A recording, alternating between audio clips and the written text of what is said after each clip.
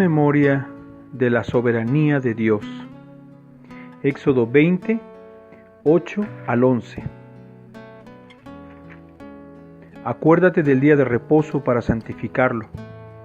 6 días trabajarás y harás toda tu obra. Mas el séptimo día es reposo para Jehová tu Dios.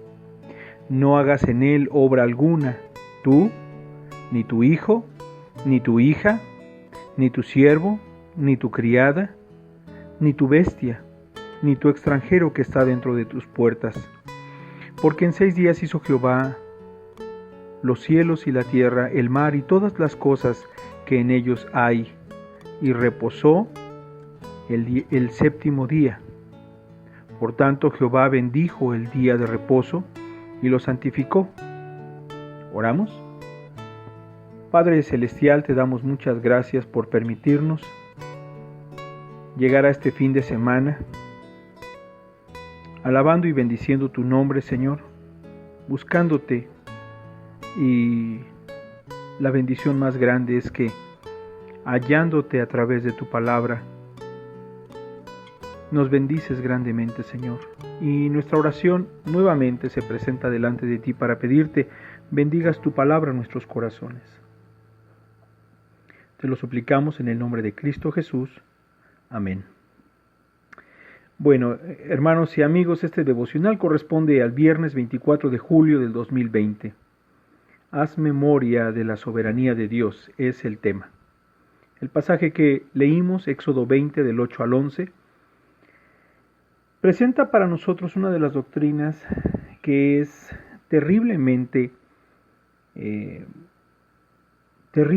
vamos a decirlo, o cómo podríamos decirlo, es una doctrina con un grado de letalidad total para la soberbia humana, para la soberbia de cada corazón.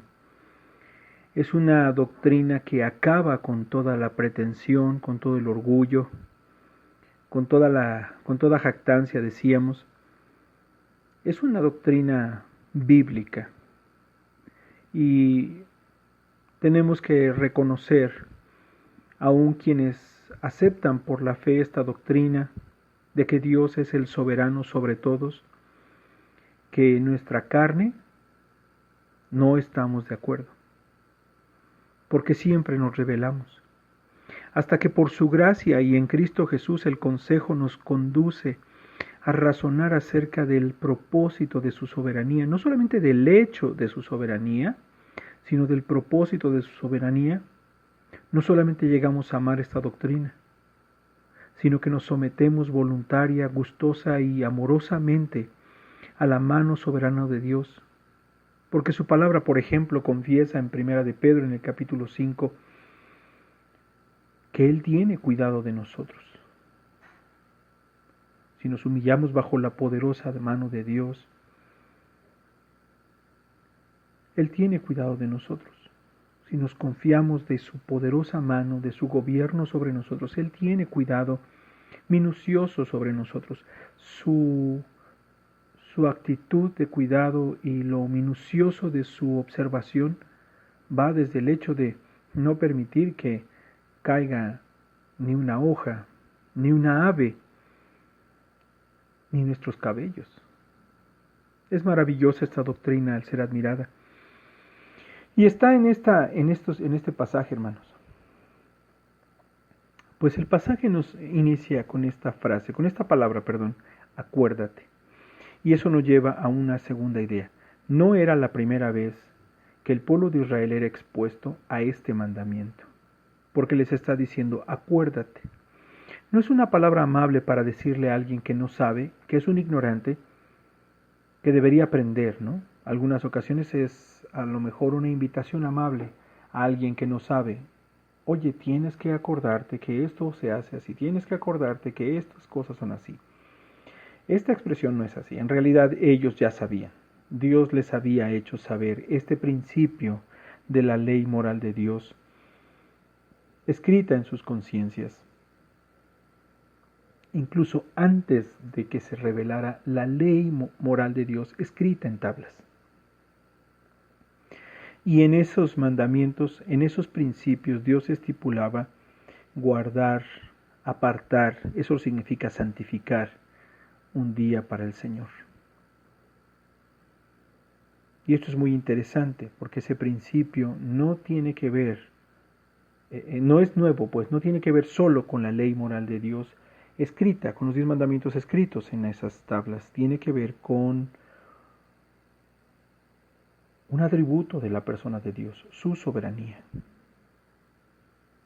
Y otro aspecto que debemos de considerar también es que la dirección que hemos llevado en esta semana, desde el día lunes hasta el día viernes, ha sido a través de esta ley moral de Dios, descubriendo los propósitos de Dios a través de esta ley, como el hecho de que Él muestra su amor al buscar una relación personal e íntima, real y de amor, profundo amor en Cristo. Y esto es algo muy interesante, solo por medio de Cristo.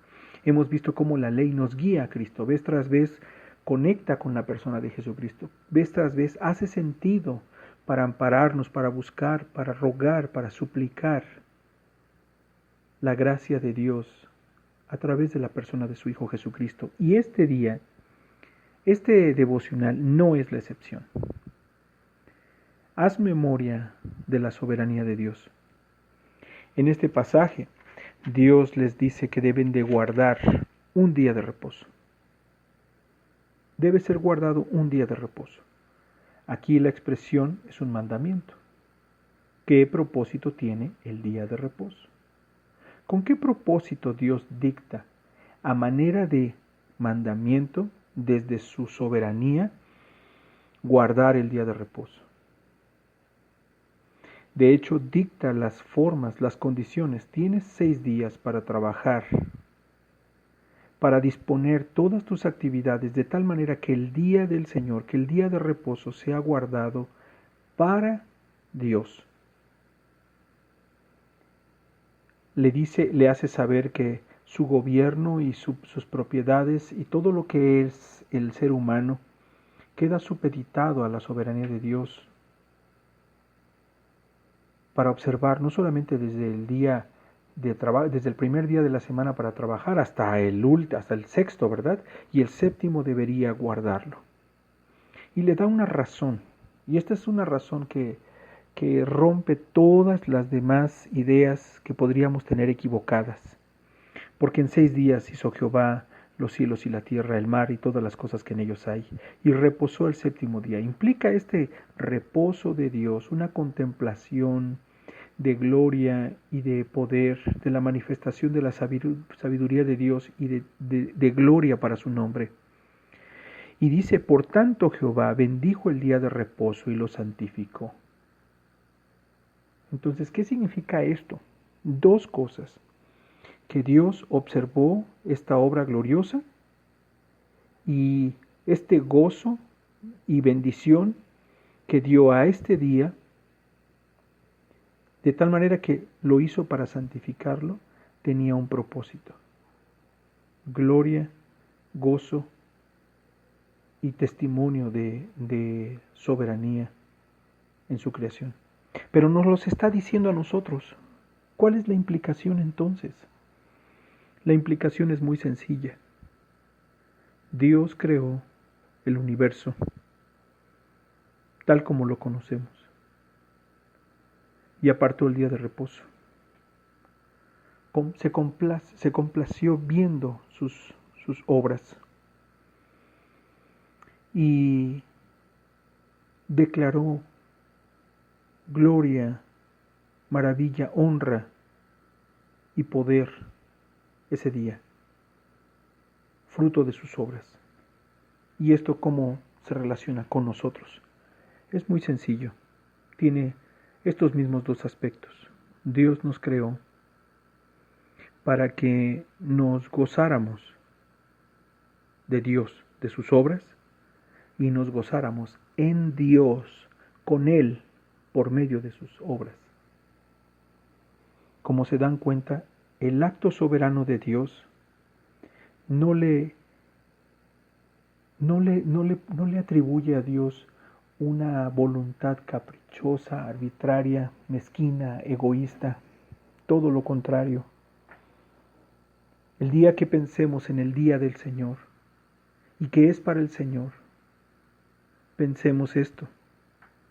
Él nos manda a hacer memoria de su soberanía, porque con tal autoridad quiere, busca y se muestra tan preciosamente misericordioso y lleno de gracia.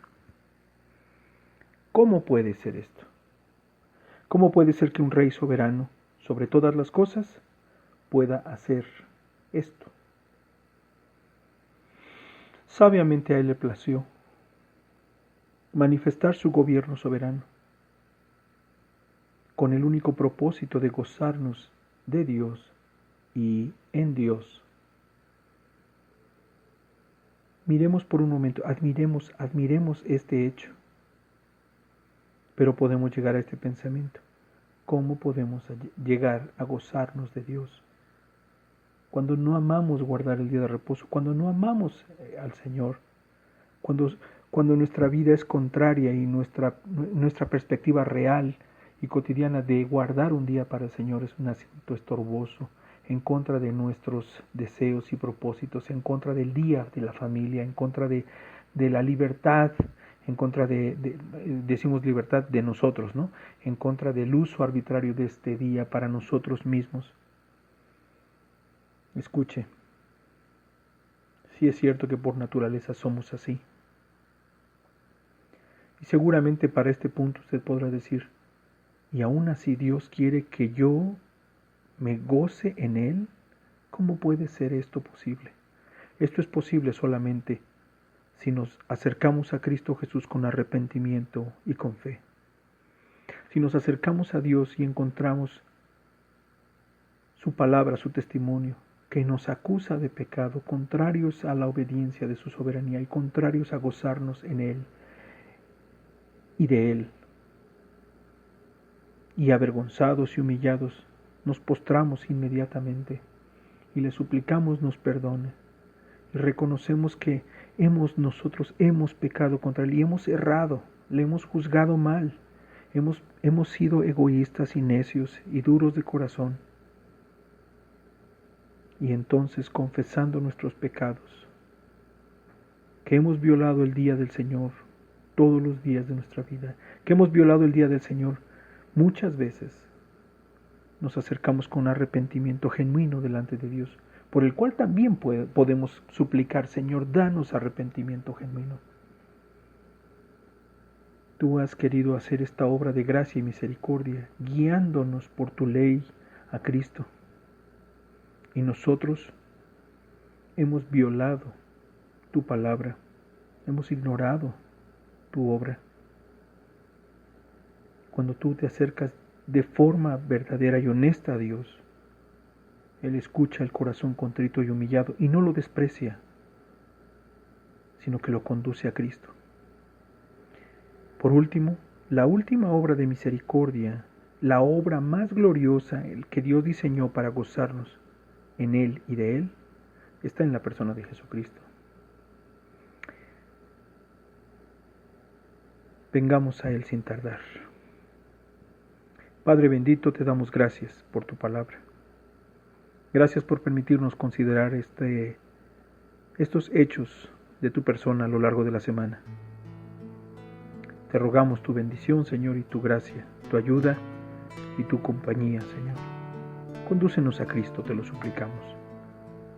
Te lo rogamos, Padre, en el nombre de tu Hijo Jesucristo, nuestro Señor y Salvador. Amén.